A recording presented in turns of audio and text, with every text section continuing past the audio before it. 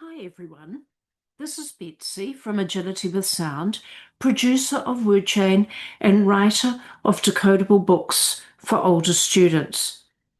This video is about the thorny issue of spelling rules. Are they useful? Is English rule-based? If not, then what?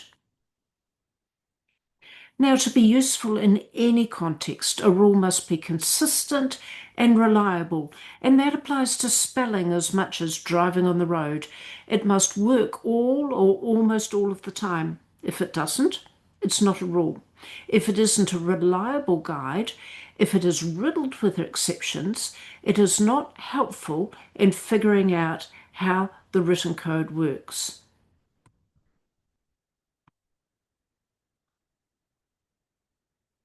In the video English Makes Sense, I showed that the English language has multiple origins, multiple strands, and that each of these has its own spelling system, its own conventions. So CH makes ch in the Middle English strand, in words like chin and much. It makes sh in words from French, like machine and chalet. It makes k in words that come to us from Greek, like school and Christmas. The Latin strand has chu, spelt tu, like fortune and nature. And then Middle English uses oo to make the oo sound, like food and boot. French uses ou like soup and routine. Greek uses eu as Europe and pseudo and neutral.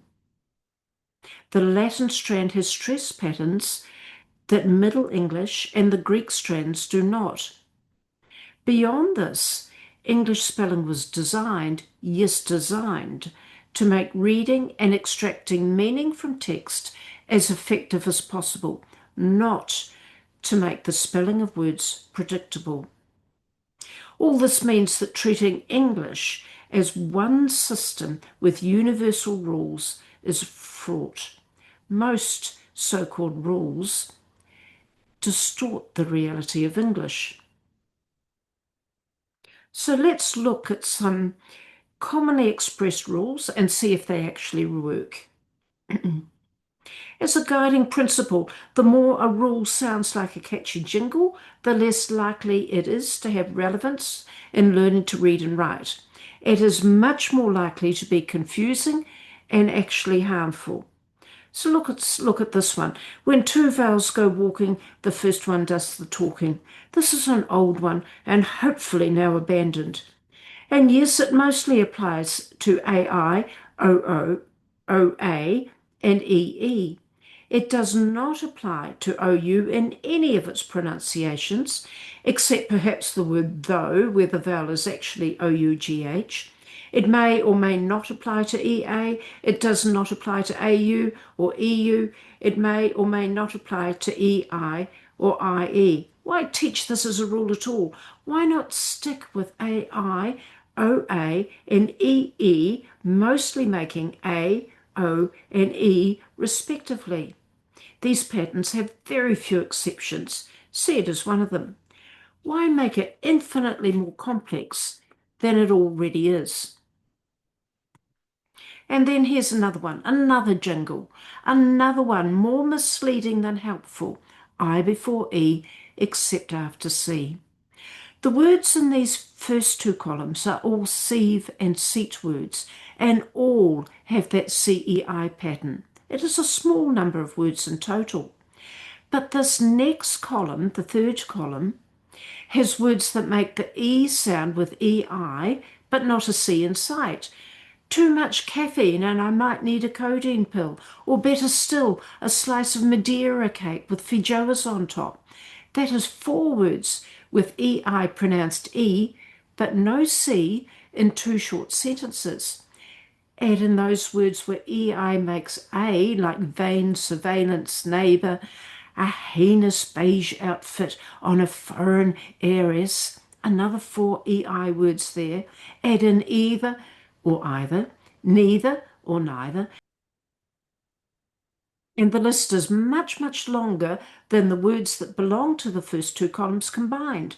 Then the fourth column, words with CIE sequence pronounced in multiple ways, and the list is longer still. Ceiling, for those of you thinking, what about ceiling, belongs in this third column. EI making the E sound that happens to have a C. Why not simply say the sieve and seat words are all CEI? That is the pattern. No exceptions to grapple with. Then C at the beginning of a word, K at the end, except when the initial K sound is followed by E or I. Yes, this works for the Middle English strand of the language, for simple words like cook and crack and creek and cork and the like. But the Latin strand, a large number of words, does not use K at all. Maori does not use C.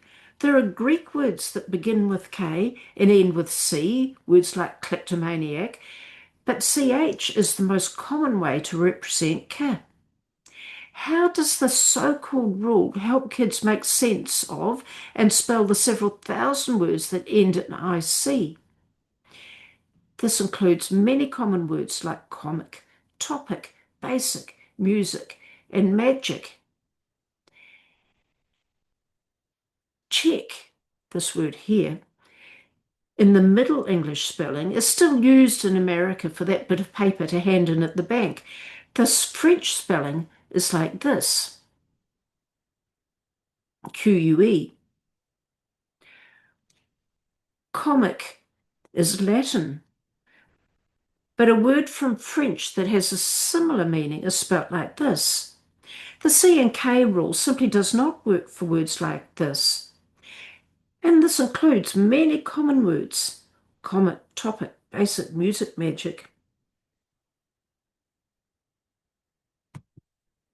And then the floss rule. When S, F, Z, or L followed by a short vowel in a single syllable word with a closed syllable, the final consonant is doubled. Yes, this mostly works for the most common words.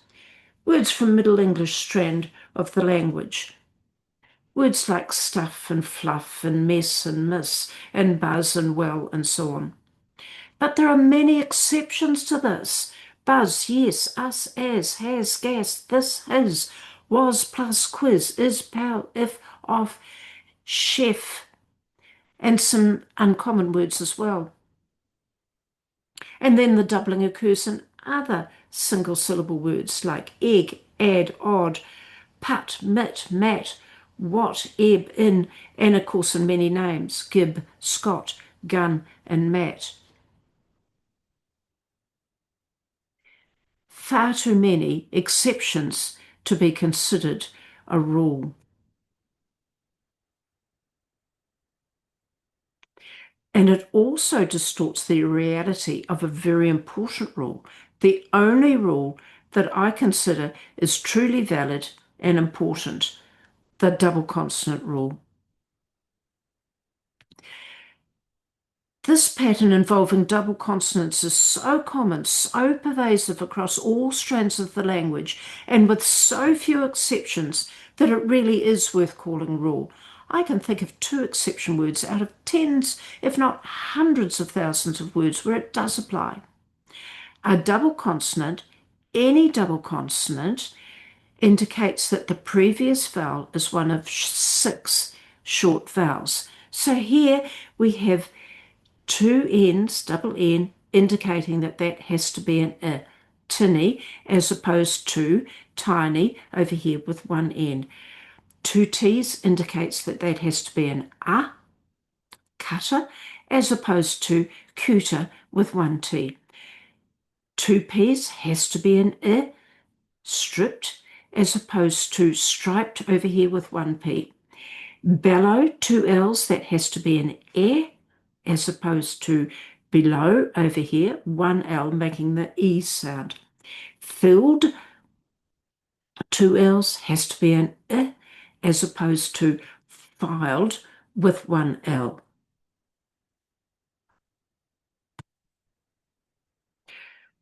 So the short vowels indicated by doubling are a, e, o, a, and o. Pat, pet, pit, pot, put, and put. And you can see it in these words. Double B has to be an A, or it could be an O, but in this case it's an A. Double D has to be an I. Double F has to be an O, and so on. Here, double G could be an A or an O, probably an A. It's much more common, making buggy. Here it's actually making O, as in pudding.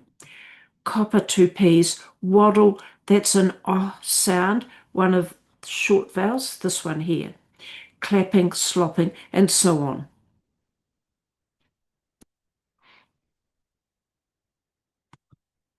And then equally, it applies to these longer words from other strands of the language. Let's look at some of these multisyllable words and see how crucial understanding this is.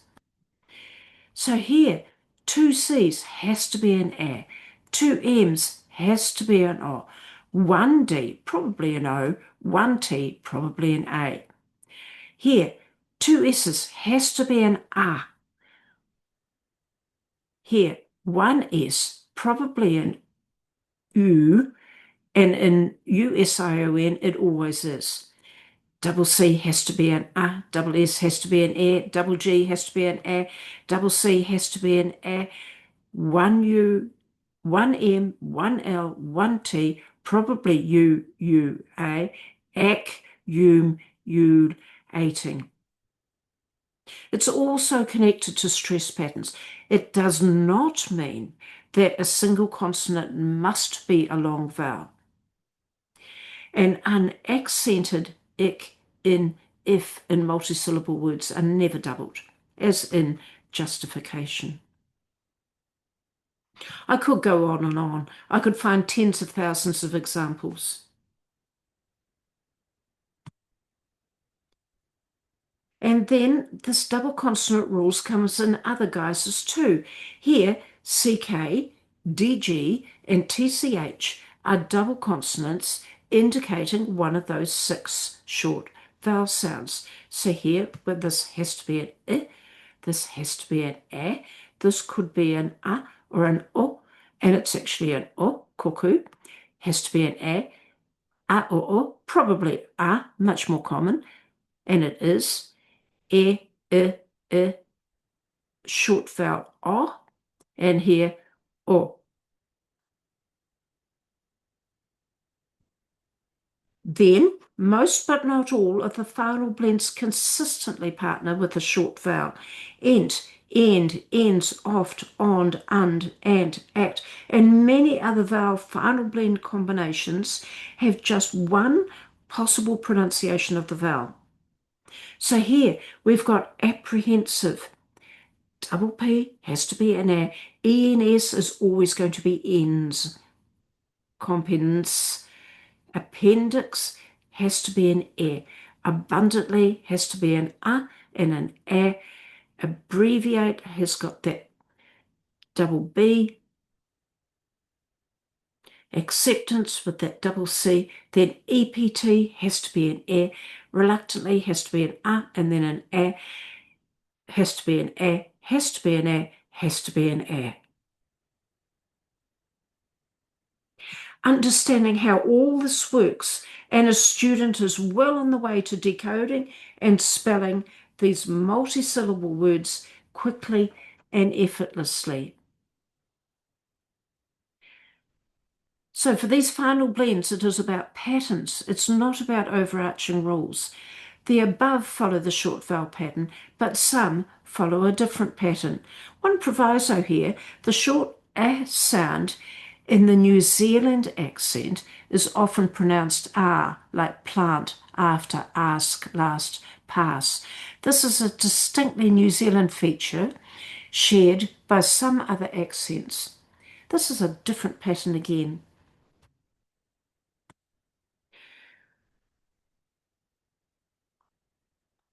So it's not a spelling rule. There are too many exceptions.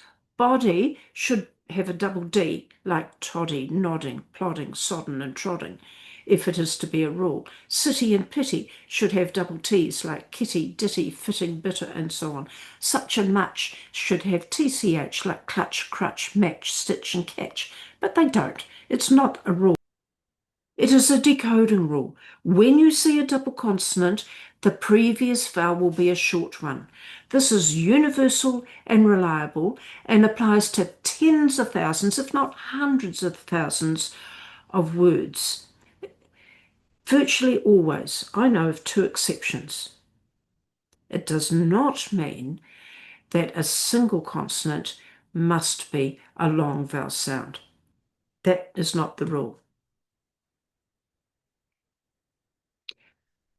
The AE of make is a digraph, two letters making one sound, like SH, two letters making sh, EE, two letters making E, OR, two letters making or, TH, two letters making f.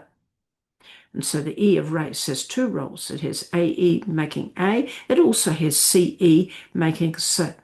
The only difference is the two letters are split.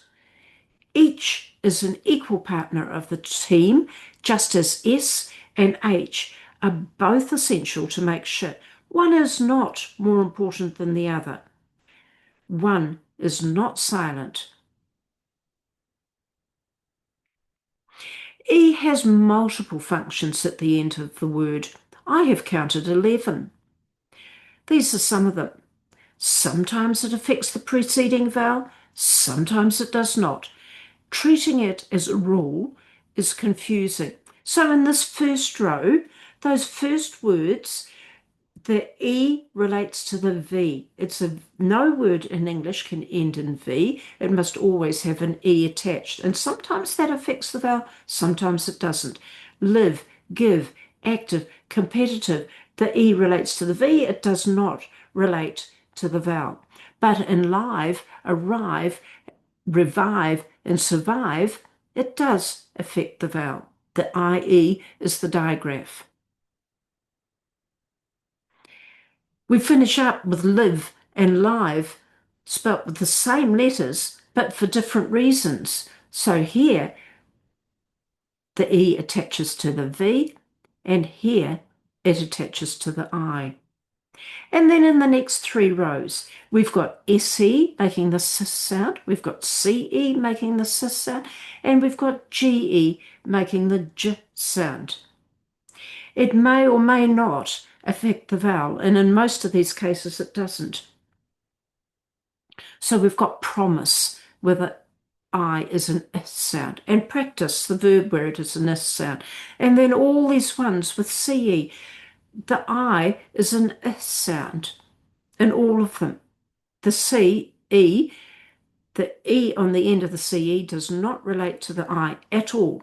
And then these ones with GE, this remains an I, this remains an A, and so on. It's only this word where the E is part of the J sound and also part of that A sound.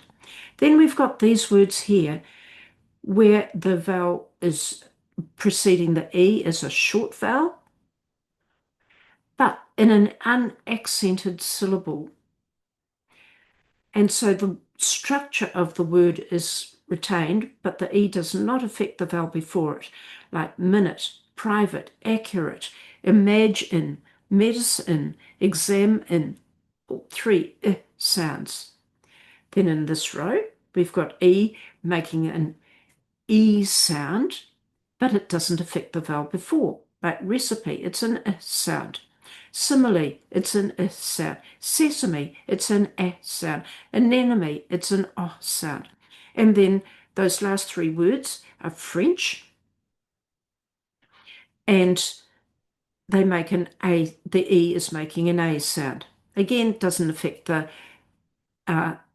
the A of cafe. It does affect the U of resume. There's no rule. Then we've come to these words, come, some, gone, and done. Once upon a time, come was pronounced come, some, and so on. That's gone. It's no longer pronounced. And in the last row, we've got words that have come to us from French, where the E relates to the consonant and the pronunciation of the consonant and has nothing to do with the vowel.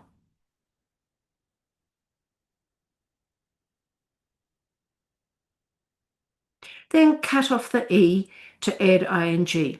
It's a jingle, immediately suspect. Yes, this is a common pattern and it mostly applies, but not always.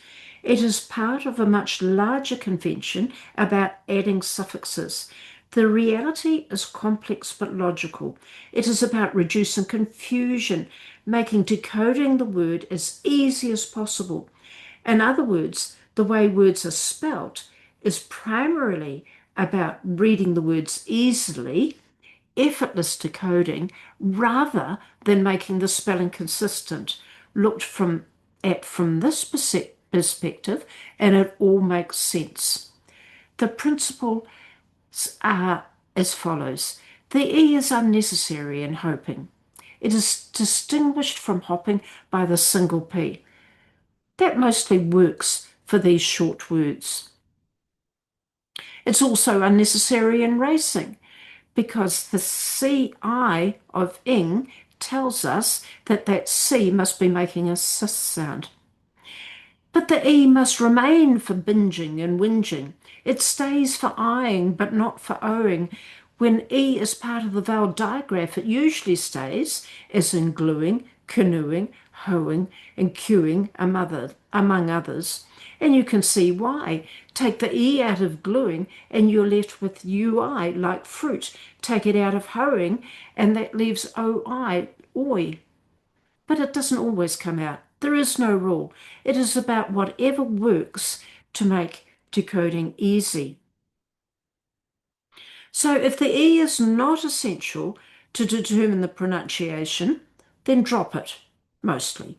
Make the spelling as simple as rapid identification of the word will allow. Active becomes activation, no E. Survive becomes survival, no E. A double V is too much like W, confusing, so it's only used in exceptional circumstances. Getting the difference between navy and navy is one rare example. Memorize becomes memorization, a single consonant indicating probably a long vowel. Appreciate becomes appreciative, and so on. So if an E leads to a confusing sequence of vowels, then you drop it. That having EA in recognizable looks too much like an E sound. The same with conceivably. Keeping it in tracing, you're left with an E sound again. It doesn't look right. But if it aids pronunciation, keep it. Changeable. The E keeps that as a J sound, not changable. Keep it in noticeable so it doesn't look like noticably. Same with traceable. Pageant is not pagant when it's spelt like that. Vengeance can't be vengeance. And singeing without that E looks like singing.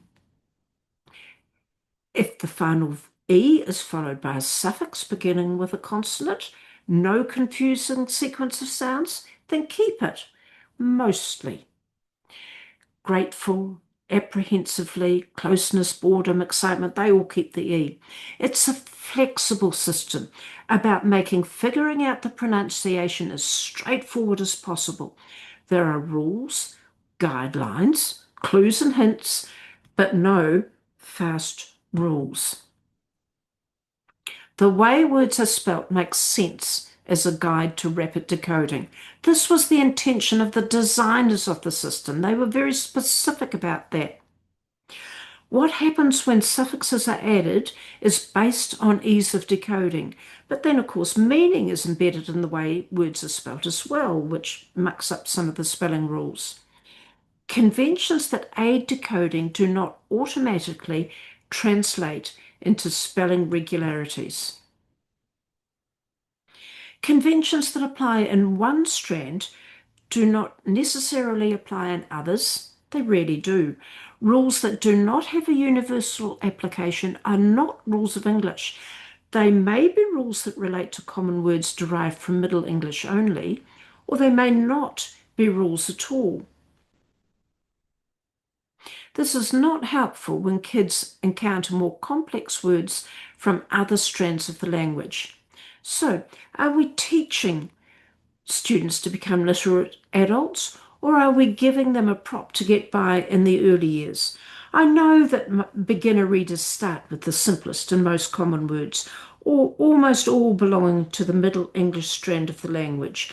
Many of these rules work for that strand, but the point of teaching reading and spelling is in the end to produce competent adult readers. These kids must move past these simple words and move past them quickly.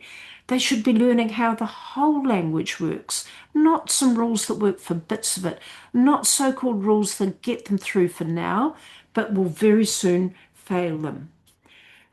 Are there rules that are useful? The double consonant rule is a decoding rule, not a spelling rule. This is critical. And then double S, C-E, C-I, C-Y, always make the soft S sound. Hiss as opposed to his. Ass as opposed to as. Rice as opposed to rise. Price as opposed to prize, as in prize open. S or SE can be either, like I live in a house. Where are we going to house these people? And the housing crisis. Those are consistent. A as a complete syllable makes the us sound. That's consistent. About, among, around, afraid, fundamental, ornament, insomnia, pasta, theatre, comma, terracotta, and of course, a.